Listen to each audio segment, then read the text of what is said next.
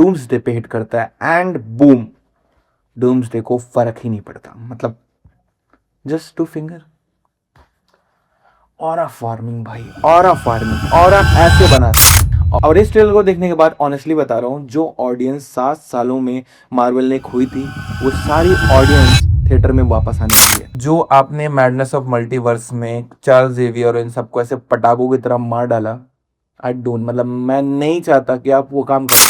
और उसके ठीक नेक्स्ट फ्रेम में हमारा फेवरेट लोकी दिखाया जाता है, जो कि कसम से बता रहा हूँ, इतना सुकून मिला इस बंदे को देख के। स्टार है यार, ये स्टार होने वाला है इस फिल्म का। तो देखो ऑनेस्टली फाइनली ट्रेलर लॉन्च हो चुका है डूम्सडे, और मार्वल को ये पता था कि डूम्सडे का ट्रेलर कब लॉन्च करना है, और ये बहुत अच्छी बात है, क्योंकि अनएक्सपेक्टेड चीज़ें जब होती हैं ना, तो हमें उतना ही अच्छा लगता है। जैसे कि मानो किसी छोटे से बच्चे को कोई ऐसा गिफ्ट दे दिया गया है जो उसे बहुत ज़्यादा पसंद है या उसने एक्सपेक्ट नहीं किया था, वैसे ही मार्वल ने हमें एक गिफ्ट दिया है जिसका नाम है डूम्सडे का ट्रेलर। और इस ट्रेलर को देखने के बाद ऑनेस्टली बता रहा हूँ, जो ऑडियंस 7 सालों में मार्वल ने खोई थी, वो सारी ऑडियंस थिएटर में वापस आने वाली है। ये मार्क माय वर्ड्स। हम जैसे कितने ही लोग थे जो मार्वल से अपना भरोसा खोते जा रहे थे, फाइनली वो थिएटर में वापस आएंगे इस ट्रेलर लॉन्च के बाद। क्योंकि हमको बहुत पहले से पता था कि यार क्रिस इवांस होने वाले हैं, रॉबर्ट डाउनी जूनियर होने वाले हैं, बट हमें ये नहीं पता था कितने टाइम के लिए होने वाले हैं। और ट्रेलर देखने के बाद ऑनेस्टली बताऊं, हम सबकी होप बढ़ चुकी है। सॉरी मैं थोड़ा सा लेट हूं, बट इस लेट का मैं थोड़ा फायदा उठाता हूं, और मैंने ट्रेलर्स के कुछ फ्रेम्स को बहुत बारीकी से देखा है, और उनके बारे में आज फ्रेम बाय फ्रेम बात करते हैं कि हम ट्रेलर में क्या क्या देखने को मिल रहा है। तो आइए वीडियो शुरू करते हैं। तो सबसे पहले हमें वीडियो में एक्समैन, जो हमारे चार्ल्स जेवियर का स्कूल दिखाया जाता है, जहां पे बहुत सारी कहानियां हैं। अगर आप एक्समैन यूनिवर्स को फॉलो करते आए हो तो आपको पता होगा ये स्कूल क्या है और इस स्कूल का महत्व क्या है।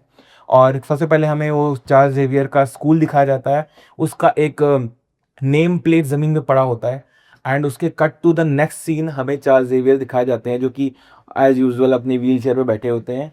और बाहर की तरफ अगर हम ध्यान दें तो लोकी में जिस तरह से हमें लोकी के सीजन 1 में जो मैग्नेटिक फील्ड का पूरा एक जोन दिखाया गया था, सिमिलर टू सिमिलर वैसा ही कुछ हमें इस तरफ भी दिख रहा है। तो मे बी शायद मैं गलत हो सकता हूं, बट मोस्ट प्रोबेबली ये कुछ वैसा ही है जो हमें ट्रेलर में आगे जस्टिफाई कर दिया जाता है कि टीवी भी इसमें, जब कैंग से या ही हु रिमेन्स से लोकी मिलने जाता है और उसके घर के बाहर कुछ ऐसा हमें देखने को मिलता है, तो मे बी टाइमलाइन से कुछ कनेक्शन हो। और फिर हमें अगले ही फिल्म में देखने को मिलता है कि चार्ल्स जेवियर काफी परेशान हो रहे हैं उस रोशनी से, जो कि थोड़ा अटपटा है। और उसके बाद नेक्स्ट शॉट में हमें दिखाया जाता है डूम्सडे।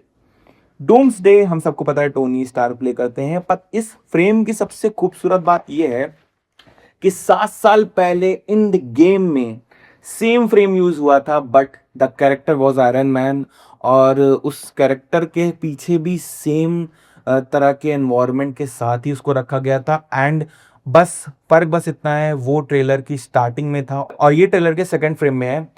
दोनों ही फ्रेम बहुत सिमिलर हैं, पर डिफरेंस बस इतना है, वहां टोनी स्टार्क था, और सेम टू सेम अगर हम आसपास इस दोनों ही फ्रेम्स को रखें तो आपको फील होता है कि यार एक तरह का, ऑनेस्टली बताऊं, एक मिराज क्रिएट किया है कि टोनी स्टार्क जिस तरह वो हारा हुआ और उसके पीछे से वो सन की रेज निकलती है, सिमिलर इसकी तरह। बट ये बंदा डूम्सडे का फ्रेम में बस इतना डिफरेंस होता है कि ये बंदा सुपर हीरो लैंडिंग करने के बाद ये लुक दे रहा है।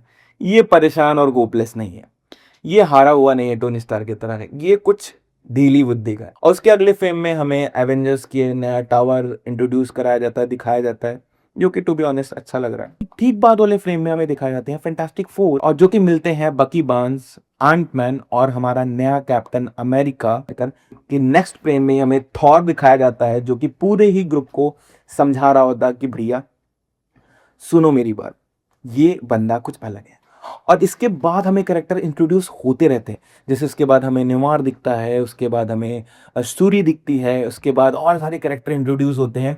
बट देखने वाली बात यह है कि 2-3 जगहें ऐसी हैं जो ट्रेलर में बार बार रिपीट होती हैं, जिसके बारे में हम आगे बात करेंगे। बात करते हैं आगे वाले फ्रेम पे, जहां थॉर एंट्री लेता है एक जगह पे, जो वही जगह है जो ट्रेलर के सेकंड फ्रेम में हमें डूम्सडे जहाँ दिखाया जाता है, जहाँ पीछे एक शिप दिखाई देखने को मिलती है, उसी जगह पे थॉर लैंड करता है। और मोस्ट प्रोबेबली इन लोगों की एक बहुत अच्छा फाइट सीक्वेंस होगा वहाँ पे, जहाँ पे हमें पता है एंड में क्या होता है। उसके बाद हमें साइक्लॉप दिखाया जाता है, जो कि दिखाया जाता है हमें चार्ल्स जेवियर के स्कूल में। अगर इस बैकग्राउंड को आप थोड़ा फोकस करके देखोगे तो आपको सिमिलर चीज़ें दिखेंगी जो हमारे फर्स्ट फ्रेम में हमें दिखाया गया था। जैसे मैंने पहले ही बोला था कि इस पूरे ट्रेलर में हमें बहुत ही कम शॉट्स दिखाए गए हैं, ऑनेस्टली पता बहुत कम शॉट्स दिखाए गए हैं। ये सिमिलर शॉट्स हैं कि एक सेट के कुछ शॉट्स को अदला बदली करके ये ट्रेलर बिल्ड किया गया है, जो कि बहुत खूबसूरती बिल्ड किया गया है कि हम अंदाज नहीं पाते कि ये सब एक ही जगह के शॉट्स हैं। उसके बाद हमें साइक्लॉप्स दिखाया जाता है, क्योंकि ऑनेस्टली बहुत टाइम बाद साइक्लॉप दिखा है। आई थिंक लास्ट टाइम मैंने मुझे शायद याद भी नहीं है मैं किस एक्समैन मूवी में साइक्लॉप को देखा था। उसके अगले फ्रेम में हमें दिखाए जाते हैं सैंची, जो कि लड़के रहते हैं गिम्बट से। अब गिम्बट वही कैरेक्टर है जो डेडपुल एंड वल्वरीन में हमें देखने को मिला था, जो बेसिकली अपने कार्ड से प्ले करता है। एंड इसको हमने पहले एक्समैन की मूवीज़ में भी देखा है, बहुत लोगों को शायद याद भी नहीं होगा, बट मैं फ़ोटो लगा दूंगा, आप सबको पता चल जाएगा। और इन दोनों की लड़ाई भी चार्ल्स जेवियर के स्कूल में ही होती है। अगर आप इस स्टैचू को स्पॉट करो तो ये वही स्टैचू है जो ट्रेलर के फर्स्ट स्टार्टिंग फ्रेम में हमें दिखा था। तो ये लड़ाई भी चार्ल्स जेवियर के स्कूल में ही हो रही है। अब ये लड़ाई क्यों हो रही है इसके बारे में हम आगे बात करेंगे। और उसके ठीक नेक्स्ट फ्रेम में हमारा फेवरेट लोकी दिखाया जाता है, जो कि कसम से बता रहा हूँ इतना सुकून मिला इस बंदे को देख के। स्टार है यार, ये स्टार होने वाला है इस फिल्म का, लिख के ले लो। उसके बाद वो एक इमोशनल लुक देता है टीवीएफ के कार्ड को, आई डोंट नो व्हाई, और मैं ये जानने के लिए बहुत इच्छुक है। उसके अगले फ्रेम में एज यूजुअल मैंने बात की कि हमें एक सीन दिखाया जाता है जहाँ पर किसी एक बहुत पुरानी मैथोलॉजी से जहाँ से बात ली गई है। आई डोंट नो कि वो पूरी मैथोलॉजी क्या थी। वहाँ एक पर्सन ने बेसिकली सी को डिवाइड कर दिया था to pass some kind of, लोगों को पास करने के लिए। पूरी कहानी नहीं पता है पर मैं डाल दूंगा, मैं नाम डाल दूंगा जिस चीज़ की मैं बात कर रहा हूँ। वैसा ही कुछ सीन, सिमिलर सीन हमें दिखाया जाता है। और मार्वल की मूवी में ऐसे सिमिलर रेफरेंसेस देखना बहुत कॉमन है। अब ये चीज़ क्यों की गई है, पानी को क्यों ऐसे काटा गया है, शायद कोई ऐसी चीज़ है जो समुद्र के नीचे है जिसकी वजह से पानी को ऊपर किया गया। और ना हो इसमें नोमार के पूरे सिविलाइजेशन का ही हाथ है, उन्हीं के वजह से ये पॉसिबल हो पाया मोस्ट प्रोबेबली, कि ज़मीन के नीचे कुछ ऐसा है या कोई सेफ जोन है या कुछ तो ऐसा है जिसको लेने डूम्सडे धरती पर आ रहा है। बहुत सारी चीज़ें हैं, मेरे मन में अभी बहुत उबाल चल रहा है, तो फ्रेम को आगे बढ़ाते हैं बॉस। और उसके अगले फ्रेम में हमें न्यू एवेंजर्स दिखाए जाते हैं एज यूजुअल, जो कि बहुत ज़्यादा अच्छा लगता है देखने में। हालांकि मूवी तो मुझे नहीं अच्छी लगी थी, द न्यू एवेंजर्स या जो भी उसको कहते हैं। थंडरबोल्ट मूवी तो उतनी पसंद नहीं आई थी, बट हाँ ये करेक्टर्स हैं तो कुछ ना कुछ इंटरेस्टिंग होगा, आई फील, आई होप। और उसके अगला फ्रेम बहुत इंटरेस्टिंग है, क्योंकि हम उसके बाद देखते हैं मैग्नीटो को देखते हैं। अब देखो, आई होप कि पिछली बार की तरह कोई भसड़ ना हो, please Marvel, I believe in you, कि जो आपने मैडनेस ऑफ मल्टीवर्स में चार्ल्स जेवियर और इन सबको ऐसे पटाखों की तरह मार डाला, आई डोंट, मतलब मैं नहीं चाहता कि आप वो काम करो। ये इतने पावरफुल कैरेक्टर हैं, मैं इनको स्क्रीन पे ऐसे इस तरह से नहीं देख सकता ऑनेस्टली। मैग्नीटो, अब देखो सबको स्क्रीन टाइम बराबर दो यार, जैसे इंड गेम में दिया था। कोई मगजमारी नहीं, कोई भागा दौड़ी नहीं, सिंपल सिंपल हमें कैरेक्टर के फुल पोटेंशियल में नहीं, एटलीस्ट उनकी मौजूदगी इस मूवी में हो। ये ज़रूरी है कि उनका एक एसेंस छूटे। इतने सारे कैरेक्टर्स के साथ आप किसी मूवी को बनाते हो तो सबको जस्टिफिकेशन देना बहुत ज़रूरी है, नहीं तो राइटिंग का कोई मतलब ही नहीं है। इसके अगले फ्रेम में हम एक इमोशनल बॉन्डिंग देखते हैं चार्ल्स जेवियर और मैग्नीटो के बीच। उसके बाद वाले फ्रेम में हम वापस से वही इमोशनल बॉन्डिंग देखते हैं हमारी मिस इनविजिबल और शूरी के बीच में। क्या ही चल रहा है इस ट्रेलर में, बट वापस से हम उसी जगह पे आते हैं जैसा कि मैंने बात किया, डूम्सडे जहाँ लैंड करता है फ्रेम 2, और जहाँ हमारा थॉर लैंड करता है उसी जगह पे वापस से हम एंट्री करते हैं, और थॉर वेपन से डूम्सडे पे हिट करता है एंड बूम, डूम्सडे को फर्क ही नहीं पड़ता। मतलब जस्ट 2 फिंगर। ऑरा फार्मिंग भाई, ऑरा फार्मिंग, ऑरा ऐसे बनाते हैं, ये तरीका होता है, ये सब बेकार है। ये है ऑरा फार्मिंग ऑनेस्टली। और उसके बाद जो फटती है ना भाई थॉर की,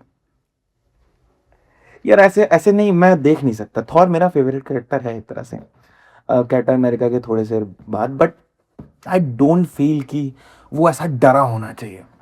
नहीं, वो उसमें का बंदा नहीं है। मतलब उसकी पर्सनालिटी नहीं है कि वो किसी से डरे। आई नो कि जरूरी था कि डूम्स का बिल्डअप देना था, डूम्स डे का बिल्डअप देना था, डॉक्टर डूम का बिल्डअप देना था, I feel that, but Thor को नहीं है। I don't feel. हो सकता है कुछ जस्टिफिकेशन बाद में मुझे इसका जस्टिफिकेशन हो, फिल्म मजा आए देखने में और पता चले कि यार हाँ, ऑनेस्टली हाँ, एक एक एक एसेंस फील हो, ठीक है।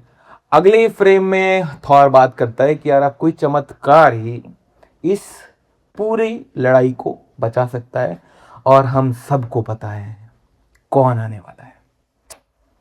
And I love this part of the trailer because I personal, मैं नहीं एक्सपेक्टेड था, क्योंकि मुझे पता था 7 साल पहले, मूविंग फॉरवर्ड तो 7 साल पहले, मैंने नहीं सोचा था क्रिस इवांस कैप्टन अमेरिका ने ये मूवी छोड़ेंगे।